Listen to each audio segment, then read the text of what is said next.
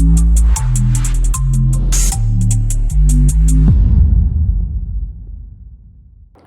બનાવો નહીતર દશેરાએ કોર્પોરેટરના પુતળાનું દહન થશે. સુરતમાં ભાજપના ગ્રુપમાં કાર્યકરોએ ઠાલવી હૈયાવરાળ.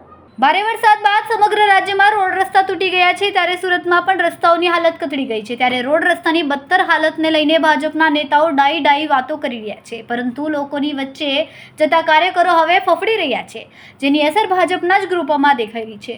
ભાજપના કાર્યકરોના ગ્રુપમાં કોર્પોરેટરને ચેતવવા મેસેજ વાયરલ થયા છે, જેમાં સ્પષ્ટ સંકેત આપ્યા છે કે ઝડપથી રસ્તાઓ બનાવો, નહીં તો દશેરાએ રાવણની જગ્યાએ કોર્પોરેટરના પુતળા દહન થશે. શહેરના જર્જરિત બની ગયેલા રસ્તાઓને લઈને ભારે રોષ જોવા મળી રહ્યો છે. વોર્ડ નંબર 13ના ગ્રુપમાં કાર્યકરોનો રોષ જોવા મળ્યો છે. વોર્ડ નંબર 13ના ભાજપના કાર્યકરોનો વોટ્સએપ ગ્રુપમાં સ્થાનિક કોર્પોરેટરોના ફોટા લખાણ સાથેની ઇમેજ વાયરલ કરવામાં આવી છે, જેમાં કાર્યકરોની હૈયાવરળ ઠાલવવામાં આવતા મેસેજ વાયરલ થયા છે, જેમાં સ્પષ્ટ રીતે કાર્યકરોએ લખ્યું છે કે સ્થાનિક કોર્પોરેટરે લોકોના રોષનો ભોગ બનવું પડે છે. હાલમાં જે ન્યૂઝપેપરમાં એક વોર્ડ નંબર 13ની ઇમેજ વાયરલ થઈ રહી છે, અને હું કહેવા માંગીશ કે જે ઇમેજ છે એ ઇમેજ અમારા વોર્ડના દ્વારા એવું કોઈ ગ્રુપ બનાવવામાં આવ્યું નથી. અને આપ જોઈ શકતા હોય તો એ જે ઇમેજ છે એમાં માત્ર 3 જ નામ દેખાઈ રહેલા છે.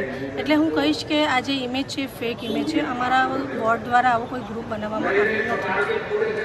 અને જે રોડ રસ્તાની વાત છે તો હાલમાં પેચવર્કના કામો 89 જેટલા રસ્તાઓનું કામ થયું છે, અને બીજા 4 રસ્તા નવા રીકાર્પેટ કરવામાં આવ્યા છે.